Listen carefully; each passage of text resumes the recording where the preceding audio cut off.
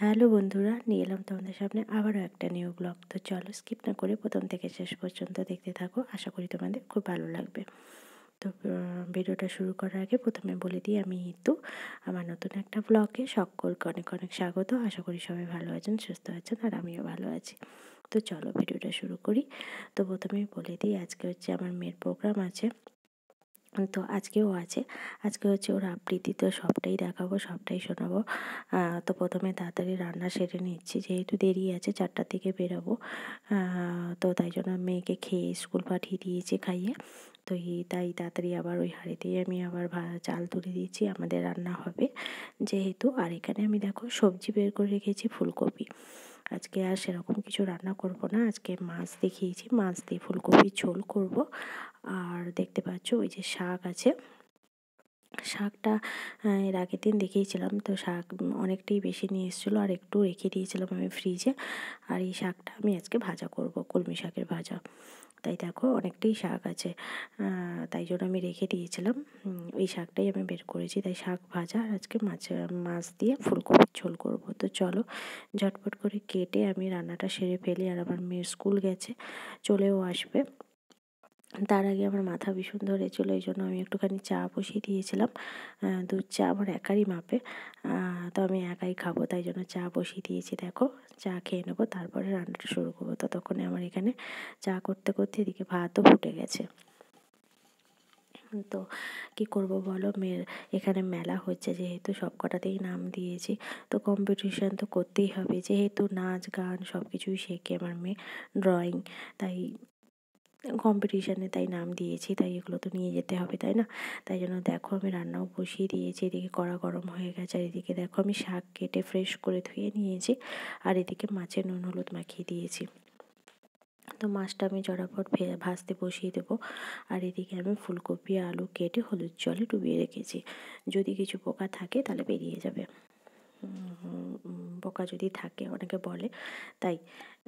তো দেখো আমি মাছটা ভাজা বসিয়ে দিই।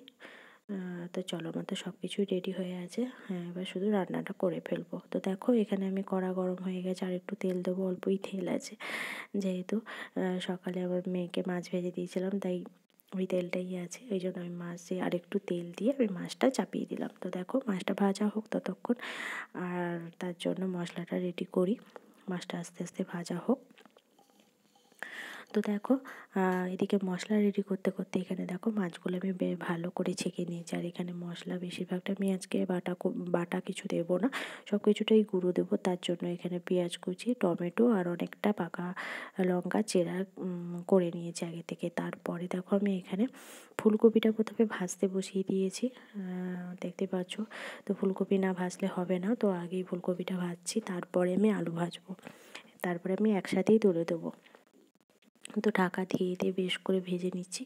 তারপরে ফুলকপি আলু ভাজা হয়ে গেছে, দেখো এখানে তেল গরম করে আমি পেঁয়াজ আর লঙ্কাটা ভেজে নিচ্ছি।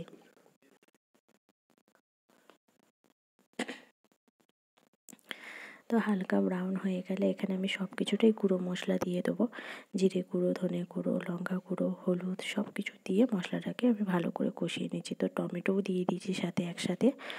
আর এবার একটু সামান্য জল দিয়ে মশলাটাকে কষিয়ে নেব। না বললে কথা বলতে। তারপরে দেখো মশলাটা কষিয়ে তারপরে আমি ফুলকপিগুলো দিয়ে ভালো করে কষিয়ে সামান্য গরম জল দিয়েছি, যাতে তাড়াতাড়ি ভালো সিদ্ধ হয়ে যায় তাড়াতাড়ি। তো দেখো ঝোল তো আমার এখানে ফুটে উঠেছে, এবারে আমি মাছগুলো দিয়ে আরেকটু ফুটিয়ে আমি ঢাকিয়ে দেবো।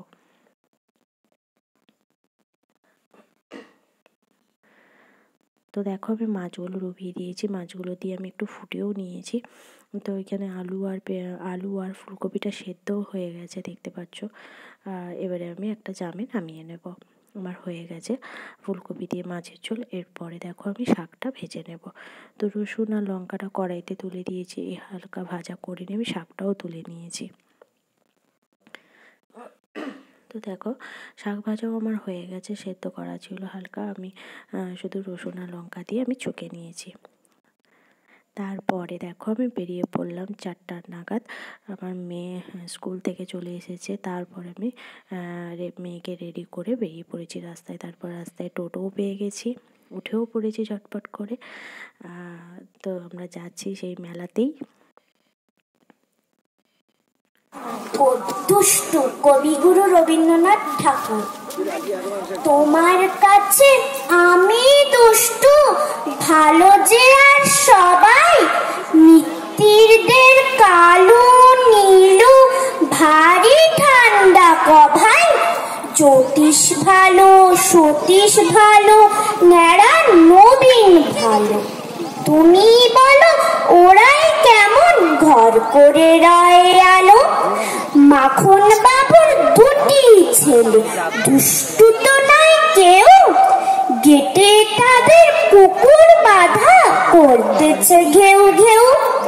5 করে ঘোষ লক্ষ্মী ছেলে, দত্তপাড়ার গবাই, তোমার কাছে আমি দুষ্টু, ভালো যে আর সবাই, তোমার কথা আমি যেন শুনি না কখনোই, জামা কাপড় যেন আমার সাপ থাকে না কোনোই, খেলা করতে বেলা করি বৃষ্টিতে যাই ভিজে, দুষ্টুপনা আরও আছে অমনি কত কি যে। বাবা আমার চেয়ে ভালো, সত্যি বলো তুমি, তোমার কাছে করেননি কি একটুও দুষ্টুমি? যা বলো সব শোনেন তিনি, কিচ্ছু বলেন না কো, খেলা ছেড়ে আসেন চলে যেমনি তুমি ডাকো। নমস্কার। তো এবার দেখো আমার মেয়ের কবিতাটা কেমন হয়েছে, তোমরা অবশ্যই কমেন্ট করে জানিও কেমন বললো ও। তো চলো, এবারে ওরা খেলাধুলা করছে মেলাতে, জাম্পিং। এবারে খেলাধুলা শেষ হয়ে গেলে এবারে আমরা বাড়ি চলে যাব। ওরা একটু আনন্দ করছে, করে নিক ততক্ষণ, মেলাতে যেহেতু এসেছি। তো চলো, এখনকার মতো ভিডিওটা শেষ করবো এখানে, আবার নেক্সট ভিডিওতে দেখা হচ্ছে।